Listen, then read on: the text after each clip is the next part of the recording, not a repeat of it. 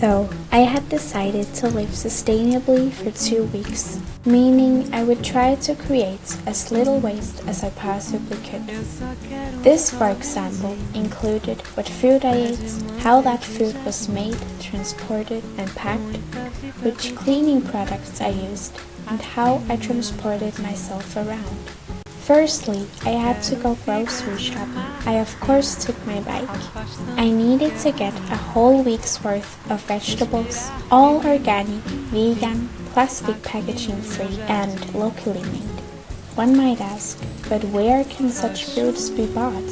Well, every Saturday there is this lovely food market on Nørretorv. All the food there is organic, and most of it is made locally on Jardim, a horticulture located just 10 kilometers from our city. Not only do the food here live up to the sustainable criteria, it is also incredibly delicious and fresh. I was even surprised by how it only costed about $50 for a whole week of food supply. Afterwards, I went to a shop by the name Fabrikanterne, recommended by a woman who told me they sold these beautiful burlap sacks for just $3. They were originally used for coffee beans, but now I would use one to store my vegetables in. Then I jumped onto my bike and cycled to the health food store Amami. This shop is perfect if you want to get anything like organic tea, soap, makeup, vitamins, healthy sweets, and such. I bought a soap bar, a toothpaste stick, a menstruation cup, which unfortunately wanted to fall to the floor, and a mint deodorant. None of these were packed in plastic, tested on animals, or made with chemicals, and by using them, I would prevent a lot of waste. Then it was time to cycle home. A really great thing by using my bike is that it is very convenient, and since my city is so small, you can literally get from one end to another in 20 minutes. And of course, it won't emit carbon into the air. Instead, it gives you a better shape and lots of fresh air. In front of the house our apartment lies in, I found these bricks, which by stacking onto each other and then placing this wooden box on top of, would serve as a little outdoor refrigerator. Into the wooden box I put my sack, which got filled with all the wonderful greens. Salad, kale, Hokkaido pumpkin, cauliflower, broccoli, radishes, and so on.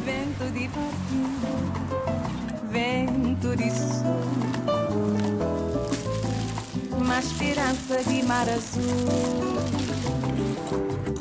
E pra quem tem fé, nasce amor. Once inside and having taken off my jacket and shoes, I organized the cleaning products that I bought earlier.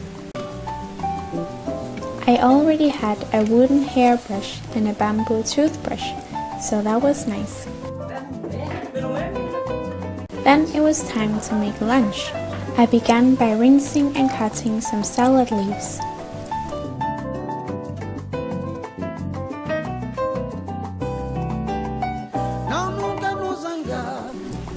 Then 2 potatoes, 1 carrot, and 1 onion. Then I melted some coconut oil onto the pan. And here it's important to use organic, which is not produced with monkey labor. Onto the pan I fried my vegetables and seasoned them with salt, pepper, as well as some spices. I also made some vegetable chips on a baking tray.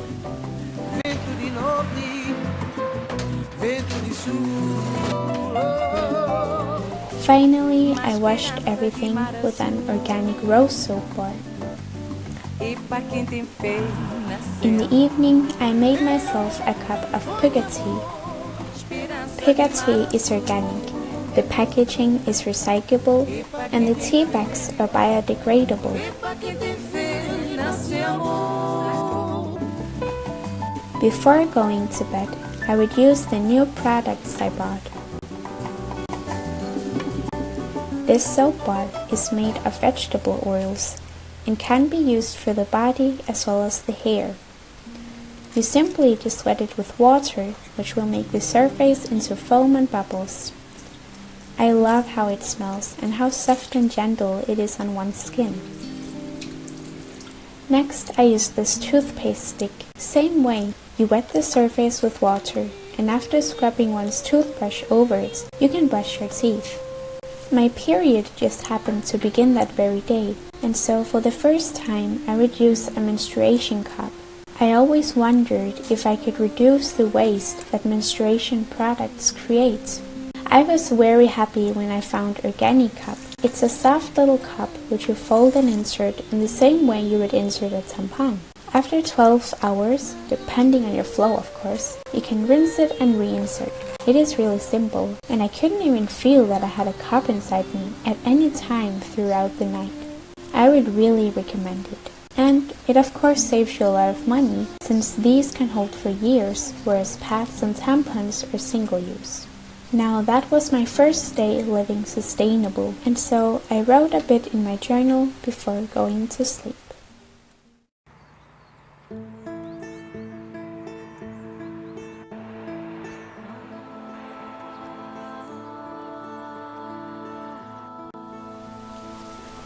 The second day was a Sunday. I woke up to the beautiful morning sky, made my bed and went down to clean myself up. Firstly, I emptied my menstruation cup.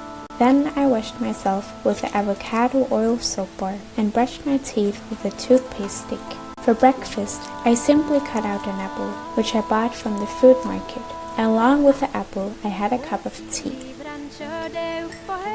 After having run 10 kilometers, I decided a bath would be nice. I used the same avocado shampoo bar as before, both for my body and for my hair. I would recommend using a regular shampoo as well.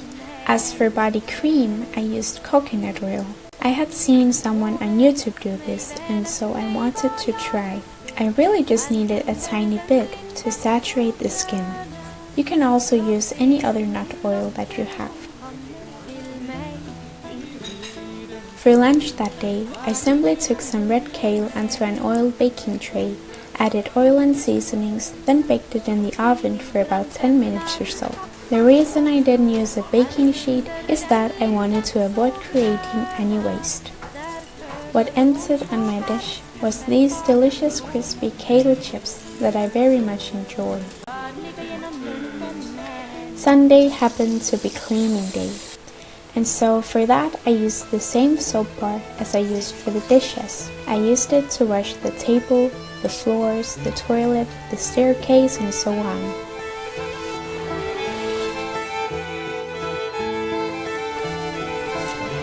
After the cleaning, I decided that I wanted to go to the church for bits of organ practice.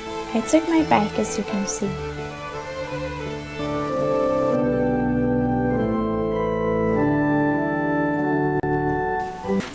With me, I brought my own hand sanitizer and dishcloth, so I wouldn't waste the single wipes they had to clean the organ after practicing. I should mention that this was in my autumn holiday, so I had no classes throughout the whole week. Here it was Wednesday, and I had just went down to my little fridge to get the vegetables I would use for dinner. Since it was one of these rainy October days, I decided to make a warm soup. First, I halved the Hokkaido pumpkins, emptied them for seeds, and cut them into small pieces.